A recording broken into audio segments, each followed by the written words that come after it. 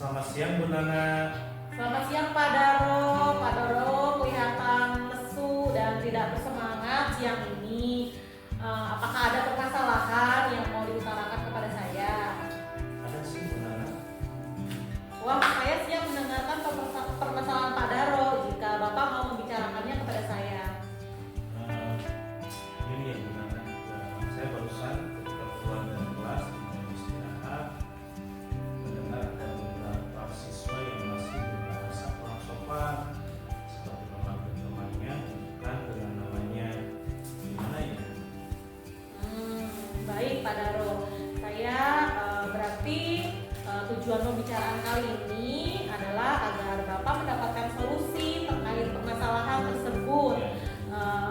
Baik Pak, saya ingin tahu di mana tempat kejadiannya. Kejadiannya ya karena ini waktu istirahat tadi saya keluar kejadiannya di selasa kelas Bu, dan pas saya tadi dari kelas kemudian saya coba ke kantin dan di kantin pun terjadi lagi seperti itu. Saya mendengar bahwa anak tidak sopan. Baik, berarti masih ada anak yang berkata tidak sopan. Nah, kejadian ini dilakukan dari siswa ke siswa atau siswa ke guru? Kejadiannya siswa ke siswa Bu, mungkin karena faktor terbiasa kali ini ya. Baik, Pak Daro, saya turut prihatin dengan yang dialami Pak Daro. Jadi dari pembicaraan kita ini, apa yang diinginkan Pak Daro untuk siswa yang masih berkata tidak sopan? Harapan saya, keinginan saya sih, saya ingin seluruh siswa membiasakan diri untuk berbicara sopan dengan siswa dimanapun mereka berada, supaya kedengarannya juga enak juga ya kita selalu pendidik, sehingga pendidikan yang kita berikan itu berhasil. Baik Pak Daro, saya mau bertanya sekali lagi, bagaimana situasi siswa di sekolah Pak Daro saat ini? Bagaimana lingkungan pergaulannya? Jika diamati, siswa-siswa di sekolah saya kebanyakan berasal dari sosial ekonomi menengah ke atas Bu, di mana siswa sudah mempunyai gadget masing-masing. Mungkin dari sini siswa mencatat perkataan yang tidak sopan. Selain itu dari lingkungan pergaulan masyarakat, mungkin mereka juga terpengaruh juga, dan kurangnya pengawasan orang tua kepada anaknya dalam penggunaan gadget dan pergaulan di lingkungan masyarakat, sehingga anak mudah meniru hal-hal yang tidak baik, termasuk perkataan dan bahasa yang kurang sopan. Baik, ternyata dampak dari siswa di sekolah Pak Daro yang masih ada berkata tidak sopan itu terpengaruh dari gadget, kemudian lingkungan masyarakat dan juga keluarga.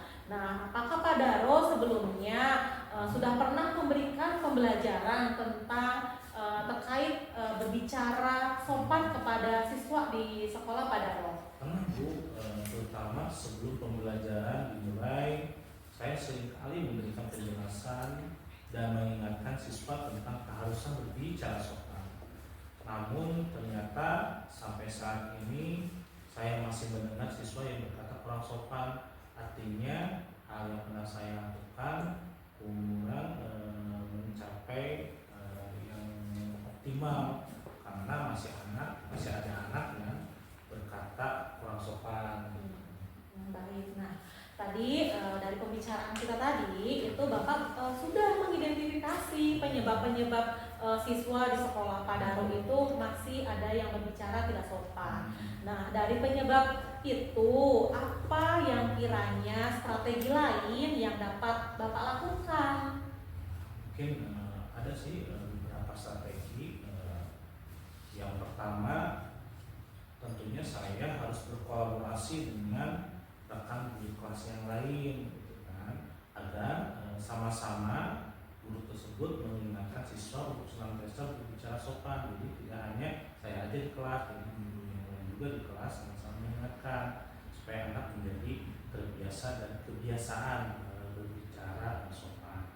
Juga selain itu juga saya ingin melakukan parenting mungkinnya kepada orang tua agar dapat melakukan pemantauan pergaulan siswa baik dalam media sosial ataupun lingkungan permainan di masyarakat, Jadi siswa bisa memantau termasuk perkataan-perkataan kasar yang dilakukan oleh anak tersebut agar bisa mencegah dan anak menjadi terbiasa untuk melakukan untuk berkata dengan bahasa yang sopan. Selain itu juga mungkin pentingnya mungkin melakukan edukasi kepada warga sekolah, di mana warga sekolah masuk ke kantin, pedagang, agar sama-sama menjaga dan mengingatkan siswa untuk senantiasa berbicara sopan. Mungkin itu aja strategi yang sekiranya akan saya lakukan nantinya. Baik Pak. Nah, dari pembicaraan kita barusan ini sebenarnya Bapak sudah punya solusi dan strategi dalam menjalankannya gitu. Nah, kira-kira nih saya mau bertanya, Bapak kapan mau mulai melaksanakan rencana tersebut? Rencana yang ini karena ini adalah suatu tindakan yang harus segera dilakukan, kemungkinan besar minggu ini akan segera saya lakukan dan tidak. Oke Bu Nana, tadi sudah melakukan coaching ya kepada Ro. Gimana Bu, lancar semuanya? Iya Bu, seperti dilihat yang tadi itu semuanya berjalan dengan baik dan juga lancar. Oke, tadi kan setelah kita observasi ada hal yang saya tanyakan ke Bu Nana ya, boleh ya Bu? Iya, silahkan Bu. Oke Bu, yang mau saya tanyakan itu apa saja yang sudah didapatkan pada saat coaching terkait indikator peta capaian yang diinginkan? Baik Bu, pada saat saya melakukan coaching dengan Pak Daro tadi, saya sudah melakukan tahapan-tahapan dengan alur tirta, yaitu dengan menanyakan tujuan, kemudian identifikasi, kemudian rencana aksi, dan juga tanggung jawab. Kemudian saya juga sudah menggali kompetensi dari coach untuk menemukan solusi dari permasalahan dengan cara memberikan pertanyaan-pertanyaan yang berbobot. Seperti itu Bu. Baik Bu, saya rasa itu sudah berhasil ya Bu melakukan coaching dengan alur peta. Sesuai dengan yang tadi saya amati, ada beberapa catatan Bu. Bu Nana itu kan sudah berhasil menyampaikan sesuai dengan alur peta, sudah menanyakan tujuan kepada coach yaitu pada Ro, terus juga mengidentifikasi permasalahan dari coach.